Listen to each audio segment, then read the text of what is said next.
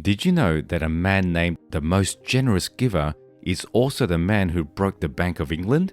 Yes, you heard that right. Curious? We are too. But who is he? You may not be familiar with him as you are with Warren Buffett, but this legendary game changer is as successful. In the year 1930, in the city of Budapest, George Soros was born. His family is rich. However, the Nazi Germany invasion of Hungary soon began, and as a child, he witnessed and experienced the trauma of war. In 1947, surviving by changing his identity, he relocated to the UK. He received a BS in philosophy from the London School of Economics and later completed a Master of Science in Philosophy. Before acquiring himself a steady job, he was a railway porter and a waiter. George found himself occupied in a souvenir shop along the seaside, realizing he is far more capable. With his luck, he was hired as a clerk by a merchant bank, Singer and Friedlander. Later, he was promoted to the arbitrage department.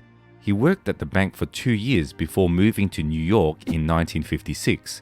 Here, he switched between a few jobs before he began the Double Eagle hedge fund while being employed at Arnold and S. Bleichroeder. Later, in 1970, he founded the Soros Fund Management in partnership with Jim Rogers and subsequently left Double Eagle to focus on his newest firm. The fund was later renamed Quantum Fund. My peculiarity is that I don't have a particular style of investing, or, more exactly, I try to change my style to fit the conditions. Let's get to the story of George breaking the Bank of England. Must be tough sitting at the edge of your seat wondering how. After the end of World War II, countries in Europe got together to build a stronger economy and avoid another possible war. Over the years, with negotiations and common goals, the European Economic Community was formed. A system called European Exchange Rate Mechanism, or ERM, was introduced by the EEC in March 1979. The goal of ERM was to reduce exchange rate variability and achieve monetary stability in Europe, and ultimately move a single currency, the euro, which eventually took place on the 1st of January 1999. To do this, since the economy of Germany was the strongest at that time, each member tied its currency value to the currency of Germany, the Deutschmark. Impressed by the inflationary record of West Germany, the UK Treasury allowed a semi-official policy of shadowing the DM in the late 80s. Though the UK had not joined the ERM, UK finally decided to enter ERM in 1990, effectively guaranteeing that the British government would follow an economic and monetary policy that would prevent the exchange rate between the pound and other member currencies from fluctuating by more than 6%. Unfortunately, inflation in the UK was too high in comparison to Germany. They had no choice but to keep the pound tied and face recession. They were in trouble and began using foreign currency reserves and bought pounds to keep the currency's value. In the early 90s, factors such as economy in UK, German economic policies, and US dollars depreciation put a lot of strain on the Great Britain pound. Many traders, including notably George Soros, recognized that due to increasing downward pressure on the Great Britain pound, UK may not be able to hold on to ERM policy for very long. Soros began short-selling the GBP in massive quantities. He would convert the pound to other currencies and sell it while agreeing to convert it back later. This further added to the downward pressure on GBP. The Bank of England intervened and bought its currency, hoping to end the currency trading, but George gave them no chance. He was determined to keep the value dropping. Bank of England increased its interest rates from 10% to 15%, hoping to provide a motivational reason for investors to purchase the pound. But it was hopeless by that time. Finally, the British Conservative government was forced to withdraw the pound from the European Exchange Rate Mechanism after they were unable to keep it above its agreed lower limit. Pound's value dropped by 9.5%. George won fair and square after a day of battle by a profit of more than £1 billion, which he earned in a single day.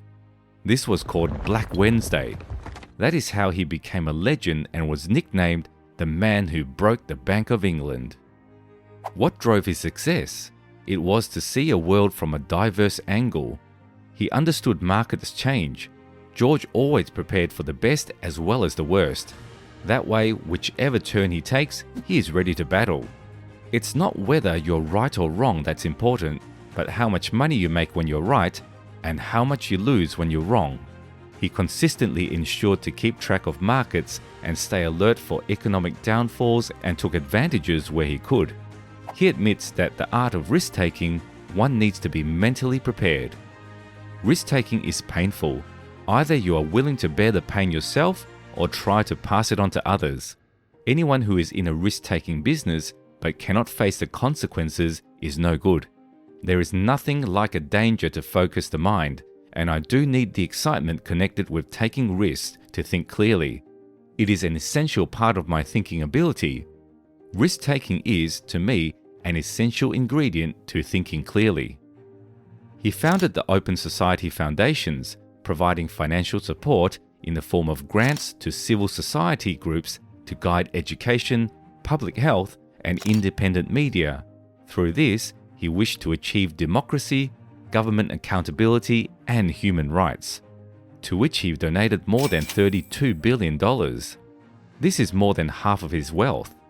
Yet his net worth adds up to a shocking $8.6 billion. This is how he gained the nickname the most generous giver by Forbes. In 2020, the Open Society Foundations announced its movements for racial justice with investments worth $220 million provided to more novel groups as well as more established ones. However, George has been involved in similar projects of racial injustice for more than 2 decades. He has also allocated $50 million to the Millennium Promise to eradicate extreme poverty in Africa. We all know Bill Gates, right? Well, Bill Gates and George Soros partnered up to purchase the UK-based producer of COVID-19 test kits, Malogic Ltd. Their goal was to provide new methods of medical facilities across the globe at prices affordable to the majority. This initiative was named Global Access Health. George is a firm believer that if one doesn't love the game of taking financial risks, then he won't be pulling it off as a trader. His methods for business and risk-taking ability on investments are not for the faint-hearted. Would you be able to gamble away freely as he did? Let us know in the comments. Thank you for watching. See you in another exciting video.